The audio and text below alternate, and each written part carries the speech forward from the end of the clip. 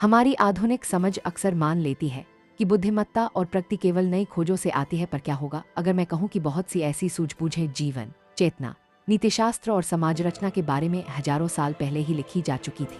इन ग्रंथों में सिर्फ धार्मिक विचार नहीं, बल्कि व्यवहारिक नीति, मनोविज्ञान और प्रकृति की गहरी परख छिपी है। हम अक्सर ये मान लेते हैं कि ज्ञान की कड़ी पश्चिम से शुरू होती है, पर भारतीय परंपरा में वेदों, उपनिषदों और नीतिशास्त्रों का जो भंडार है वह चिरकाल से सूक्ष्म और व्यापक दोनों है। इनमें जीवन उद्देश्य, सामाजिक कर्तव्य और व्यक्तिगत अनुशासन की विस्तृत चर्चा है, जिसे वक्त ने कभी कभी अनदेखा कर दी। वेदों में ब्रह्मांड के होने न होने, समय के चक्र और चेतना के स्वरूप पर विचार मिलते हैं। कुछ विचार आधुनिक वैज्ञानिक प्रश्नों से भी गूंजते हैं, जैसे समय का परिक्रमण, पदार्थ सूक्ष्मता और चेतना की केंद्रीयता। वेद केवल पूजा पाठ नहीं, बल्कि एक चिंतन विधि है जो अस्तित्व और जानने वाले के बीच के संबंध को समझाती है। उपनिषद कहती है आत्मा और ब्रह्म का अनुभव ही सच्ची मुक्ति है। इसका अर्थ केवल आध्यात्मिक नहीं, बल्कि एक व्यावहारिक जीवन शैली भी है।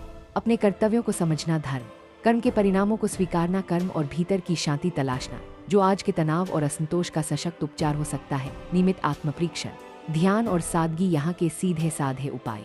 कौटिल्य का अर्थशास्त्र राजनीति, आर्थिक नीति और प्रबंधन का व्यावहारिक ग्रंथ है। इसमें नीतियों का कठोर लेकिन विवेकपूर्ण प्रयोग मिलता है। नेतृत्व, कूटनीति, संसाधन वितरण और सुरक्षा के ऐसे सूत्र जो आज के राजनीतिक और कारोबारी परिदृश्यों में भी लागू होते हैं। यह हमें सिखाता है कि सिद्धांत तभी मूल्यवान है जब वे व्यवहार में असर दिखा। इन प्राचीन ग्रंथों का उद्देश्य इतिहास बनकर रह जाना नहीं था, वे जीवन को बेहतर बनाने के उपकरण हैं। अगर हम इन्हें समझकर आज के जीवन में उतारें तो यह हमें शांति, उद्देश्य और सामाजिक समझ दोनों दे सकता है।